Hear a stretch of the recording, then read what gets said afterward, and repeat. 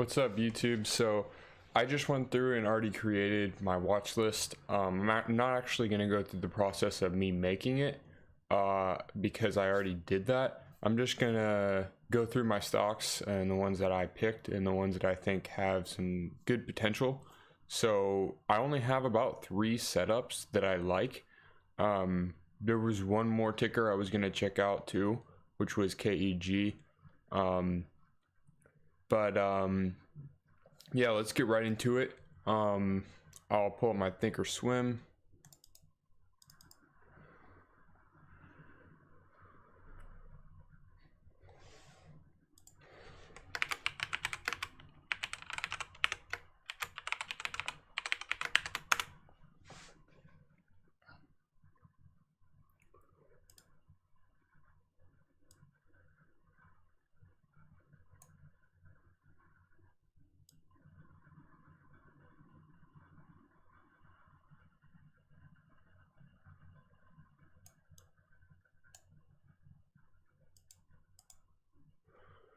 All right, so the first setup,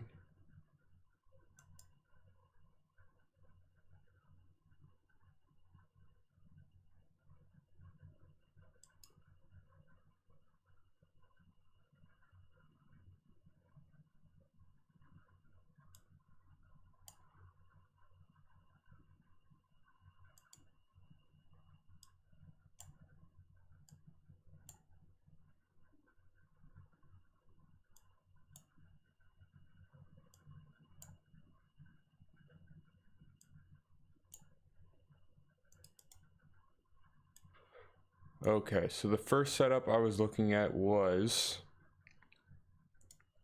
CVM. And that got a pretty good bounce at its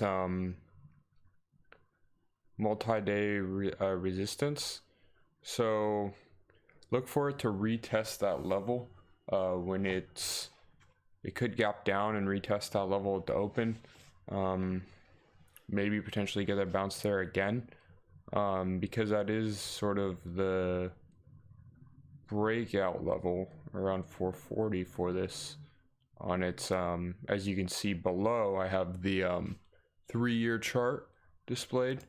Let's see, not 3-year, but for the 1-year chart, it is a break above that level. So yeah, I mean, it could keep running. Positive phase 3 trial news.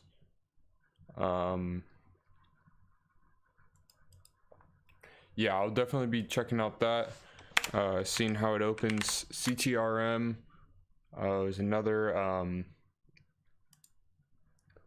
play. Potentially it could, if it opens at this level, maybe we could get a bounce, but it faded today.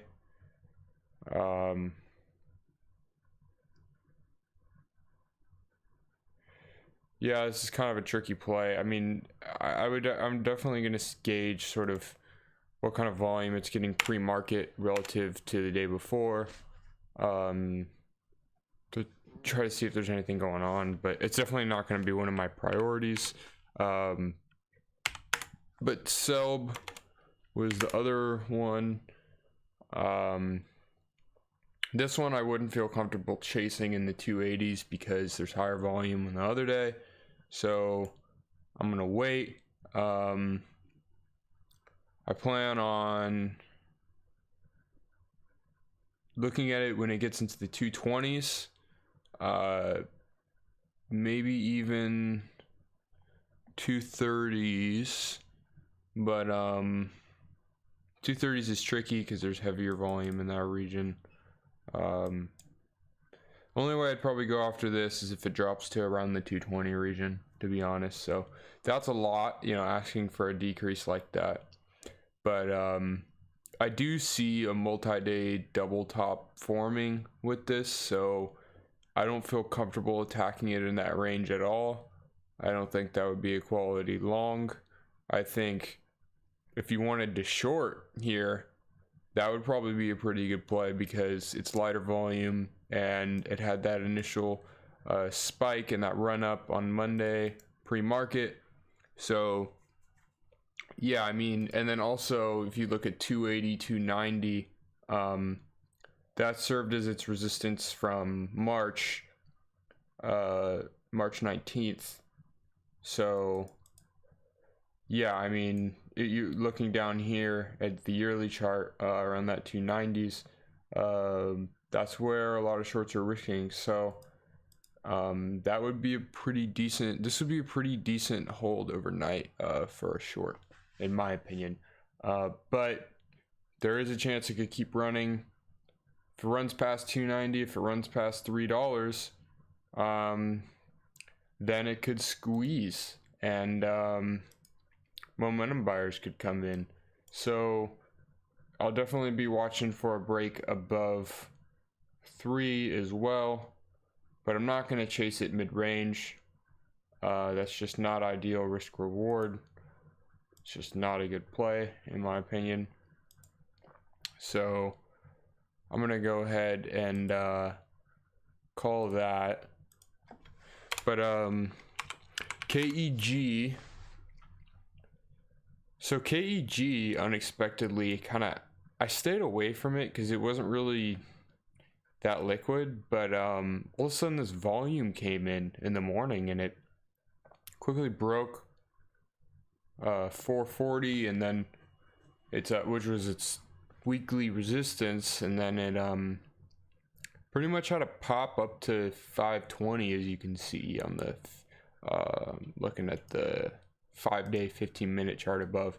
So this one had a pretty good pop to the 5s, and I kind of actually expected it a little bit, but based off its building its, because it was building its support around 420, 430 ish for a while, and it's sort of consolidating and threatening that level.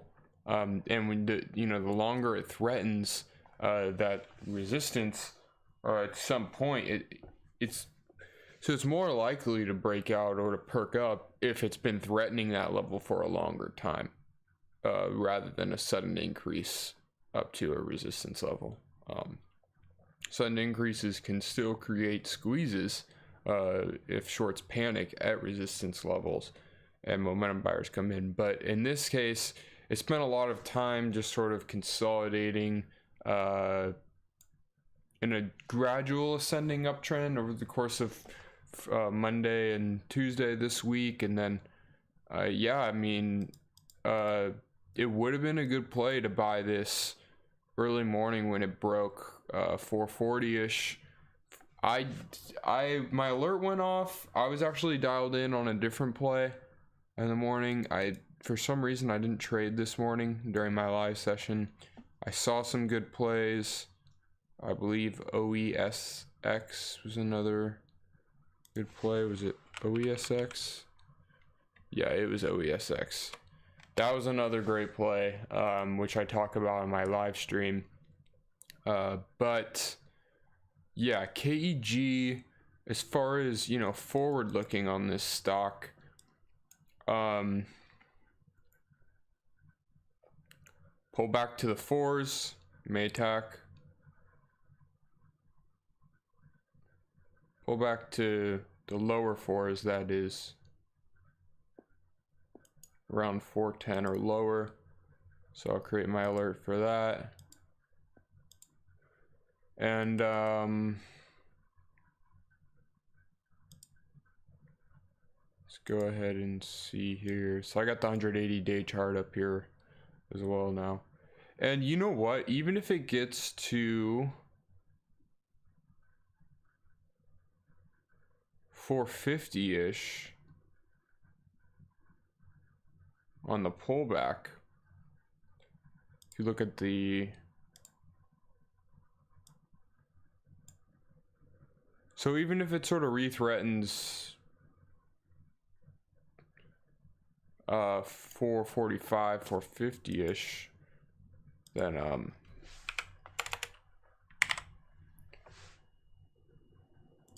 I might look to attack it.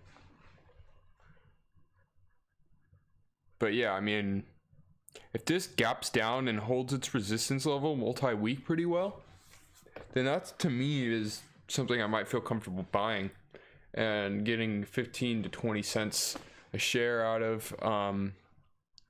Yeah, so those were pretty much, I'm gonna go ahead and add KEG to my multi-week breakout. But yeah, those were essentially the setups. I'm looking at, I'd have to say my favorite setup is probably CVM, because it's broke out of that yearly range and it's showing some decent dip buying volume. Showed some decent dip buying volume late into the session, today's trading session, that is. So that to me is like, okay, maybe this breakout isn't over. It's holding well. Maybe it could keep going even into the fives if you wanted to swing it, fives or sixes. Looking at the 3-year chart, there is some resistance. There is some a large selling volume candlestick of around 600K from 2017, but early 2017, or actually late 2016, my apologies, around November of 2016. But it's showing 4 million shares traded in buying volume. So that to me is bullish. Like, its buying volume is so much significantly more than its selling volume currently. And it's threatening, it's holding its resistance well. When it came down to threaten that Monday resistance, you know, people came in and bought it. So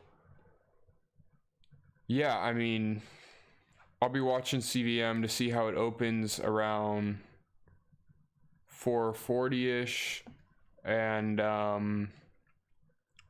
yeah, that'll be it for today. I know it's really not a whole lot of setups, it's only 4.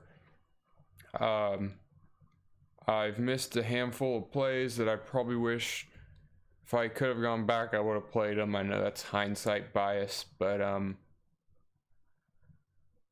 you know, I'm still growing at this. I know I've mentioned that in other channels or in other videos. I'm still growing, I'm still learning. You know, my conviction, you know, my intelligence is there, but my conviction isn't there.